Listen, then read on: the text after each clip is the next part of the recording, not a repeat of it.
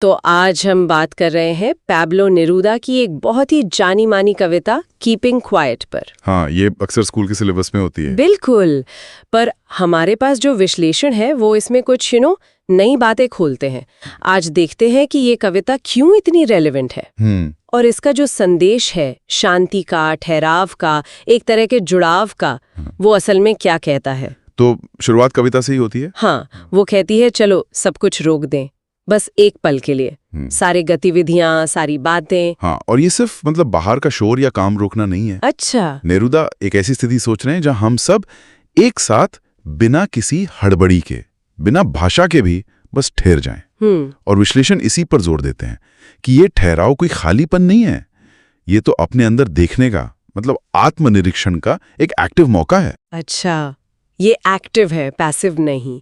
और जब हम इसके कारणों को देखते हैं तो विश्लेषण ये बताते हैं कि शायद नेरूदा ये मानते थे कि हमारी ये जो वो लगातार भागदौड़ है, हाँ, वो रश, वही शायद दुनिया की कई मुश्किलों की जड़ है, जैसे युद्ध, पर्यावरण को नुकसान, स्वार्थ।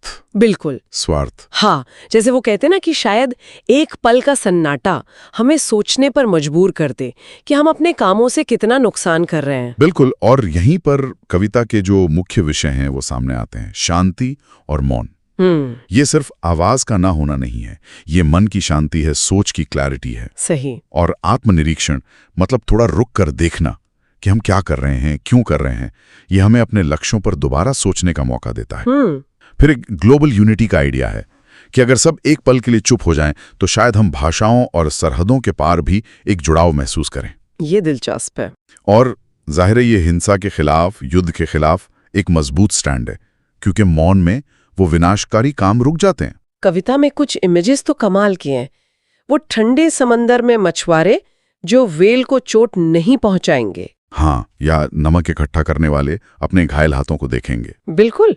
विश्लेषण कहते हैं कि ये सिर्फ सुंदर लाइनें नहीं है, नहीं, ये प्रतीक है। हाँ, इस बात के प्रतीक कि कैसे हमारी अंधी दौड़ हमें अपनी और दूसरों की तकलीफों से बेखबर कर देती है। सही बात है। और जिस तरह वो पृथ्वी को एक टीचर बताते हैं, शायद पृथ्वी हमें सिखा सकती है। हाँ, ये बहुत जरूरी पॉइंट है। ये भी कमाल का है कि रुकना अंत नहीं है। बिल्कुल नहीं, ये तो नए सिरे से शुरू होने की तैयारी है। और ये समझना बहुत जरूरी है, जैसा कई विश्लेषणों में कहा गया है, हाँ? कि नेरूदा पूरी तरह से काम रोक देने या आलसी बन जाने की बात नहीं कर रहे हैं। अच्छा। ये उस सोच पर सवाल है जो कहती है बस करते रहो, रुकना नहीं है। अगर इसे बड़ी पिक्चर में देखें तो ये आज की दुनिया की जो रफ्तार है और हर चीज को प्रोडक्टिविटी से तौलने की आदत, वो ऑब्सेशन, हाँ, ये उसकी आलोचना है। नेरूदा के लिए मौन एक तरह का उपजाऊ ठहराव है।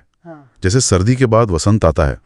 ये मौत नहीं है, ये नवीनीकरण है, एक तरह का पुनर्जन्म, रीबर्थ। ये बहुत अच्छी तरह समझाया। विश्लेषण इस कविता की ताकत तो मानते हैं कि इसका संदेश सीधा है और दुनिया भर के लोगों से जुड़ता है। हाँ, यूनिवर्सल अपील है इसकी। पर एक सवाल ये भी उठता है, और ये बात विश्लेषण में भी है, कि क्या ये थोड़ा ज्यादा आदर्शवादी नहीं है?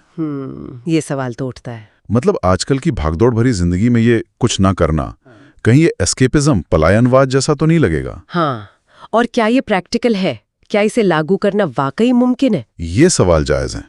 तो शायद पूरी दुनिया का एक साथ रुक जाना मुमकिन न भी हो, पर कविता का असल मकसद शायद ये याद दिलाना है कि रुकने और सोचने में कितनी ताकत है। ठीक है। तो संक्षेप में कहें तो कीपिंग क्वाइट हमें अपनी रोज की भागदौड़ से बाहर निकलकर एक पल ठहरने, सोचने और महसूस करने का न्योता देती है।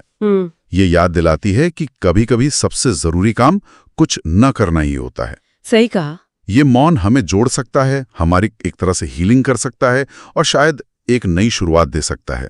तो सोचने वाली बात ये रह जाती है कि क्या आज के माहौल में हमारे काम की जगहों पर या अपने समुदायों में कुछ पल का सामूहिक मौन, हाँ, क्या वो सचमुच हमारे आपसी रिश्तों और हमारी समझ को बेहतर बना सकता है?